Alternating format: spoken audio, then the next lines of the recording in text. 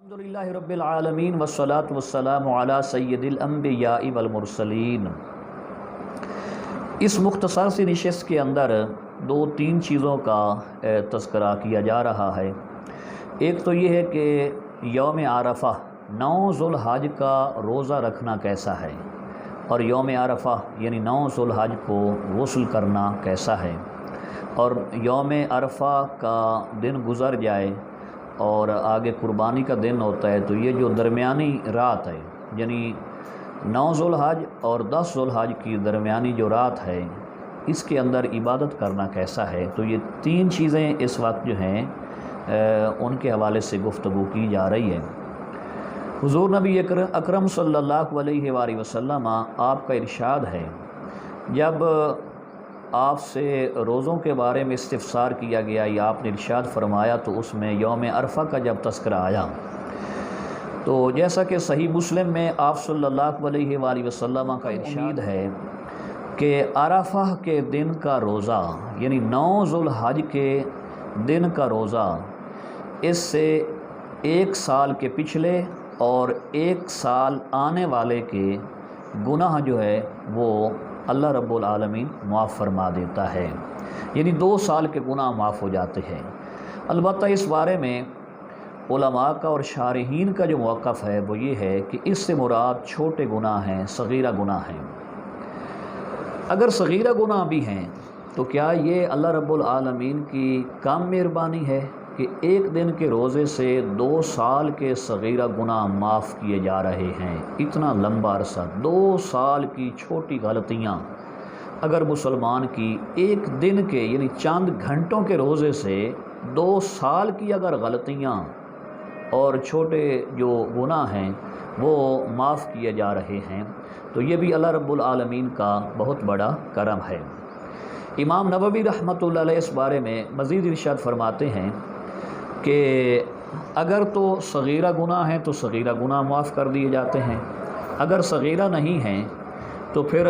کبیرہ گناہوں میں تخفیف کر دی جاتی ہے، یعنی ہلکا کر دیا جاتا ہے،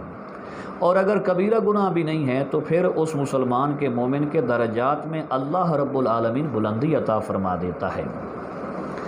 اللہ رب العالمین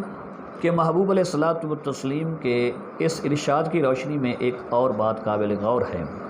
کہ علماء فقہا ان کا حکم سر آنکھوں پہ، ان کی شفقت ہے، ان کی مہربانی ہے کہ انہوں نے امت مسلمہ کے لیے حضور صلی اللہ علیہ وآلہ وسلم کے ارشادات کی توضیح فرمائی، لیکن ایک رائے ہے، اللہ رب العالمین کی رحمت کا سمندر وہ اگر موجزان ہو تو صغیرہ بھی معاف ہو سکتے ہیں، اور اگر ہم یہ امید رکھیں کہ اللہ رب العالمین، جیسا کہ امام نووی نے کہا کہ کبیرہ میں تخفیف ہوتی ہے، اور اگر ہم یہ امید رکھیں اللہ رب العالمین کی جو بخشش اور مغفرت ہے اس پر امید رکھیں، تو یہ بھی ہو سکتا ہے کہ اللہ رب العالمین کبیرہ گناہ بھی کلیتاً معاف فرما دیں، لیکن کم از کم ایسے صغیرہ گناہ معاف ہوتے ہیں۔ تو یوم عرفہ کا روزہ جو ہے اس کی حدیث کی روشنی میں بڑی فضیلت ہے۔ دوسرا یہ ہے کہ یوم عرفہ کا غسل کیسا ہے۔ روٹین وائز تو ہم غسل کرتے ہیں، اور یوم عرفہ کا اس حوالے سے، اس ارادے سے غسل کیا جائے کہ ثواب ملتا ہے، تو واقعی اس کا ثواب ملتا ہے، اور یہ غسل جو ہے یہ مستحب ہے، یعنی کیا جائے تو اللہ رب العالمین اس کا اجر عطا فرمائے گا، لیکن فرض یا واجب نہیں ہے کہ کوئی اس ارادے سے غسل نہ کرے تو وہ گناہگار ہوگا، ایسی بات نہیں ہے۔ 9ویں اور 10ویں ذو الحج کی جو درمیانی شب ہے، اس رات میں عبادت کا کیا ہے؟ حضور اکرم صلی اللہ علیہ وآلہ وسلم کا ارشاد ہے کہ جس نے عید کی 2 راتیں وہ عبادت میں زندہ کر دیں، ان راتوں میں عبادت کی، من احیا کے کلمات ہیں، یعنی ان راتوں میں وہ جاگا، اس نے عبادت کی، اللہ کا ذکر کیا، نوافل پڑھے، تلاوت کی، اللہ رب العالمین کو یاد رکھا، تو ہے کیا؟ حضور علیہ الصلوۃ والتسلیم نے فرمایا کہ یہ عیدین کی جو راتیں ہیں، جس نے ان کو زندہ کیا عبادت کے ساتھ، قیامت کا دن ہوگا جب دل مریں گے تو اس عبادت کرنے والے کا دل اس دن نہیں مرے گا، یعنی اللہ رب العالمین اس دن بھی اسے تازہ رکھے گا۔ تو عید رات کو بجائے شور و غل میں اور ہلڑ بازی میں وہ گزارنے کے وہ چاہیے کہ اللہ رب العالمین کی اس نعمت کے شکرانے میں ہم اس رات اللہ کو یاد کریں، نوافل پڑھیں، نماز پڑھیں، قرآن کی تلاوت کریں، درود و سلام پڑھیں کہ اللہ نے ہمیں ایک خوشی کا موقع دیا اور شرعی حدود کے اندر ہم خوشی کر رہے ہیں۔ یہ نہ ہو کہ اللہ کی نعمت جو ہے اس کا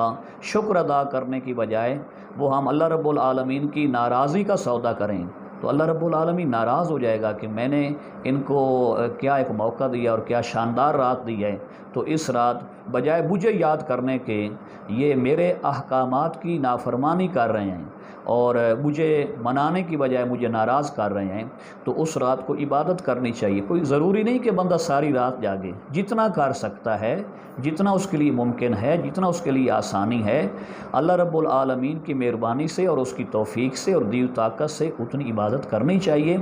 اور چلو ساری رات نہیں تو کچھ رات صحیح، کچھ حصہ صحیح، کچھ گھنٹے صحیح، کچھ منٹ صحیح، بہرحال کچھ کرنا چاہیے۔ اور ہاں اگر کوئی ساری رات عبادت نہیں کر سکتا تو پھر ساری رات ہلڑ بازی بھی نہ کریں۔ کوئی گھنٹے گھنٹے عبادت ہم نہیں کر سکتے تو پھر گھنٹے گھنٹے جو ہے وہ ہم شور و غل نہ کریں اور ایسی کسی مجلس کا حصہ نہ بنیں، ایسی کسی محفل کا حصہ نہ بنیں جو اللہ اور اس کے رسول صلی اللہ علیہ وآلہ وسلم کے جہاں دین کی اور شریعت کی دھجیاں اڑانے کے لیے منعقد کی گئی ہو۔ تو ان امور سے بچنا چاہیے۔ اللہ رب العالمین ہمیں ان باتوں پہ عمل پیرا ہونے کی توفیق بخشے، اور عید رات کو خصوصی طور پہ اللہ رب العالمین ہمیں اپنی بارگاہ قدسیہ میں حاضری کی توفیق عطا فرمائے۔ السلام علیکم ورحمۃ اللہ وبرکاتہ۔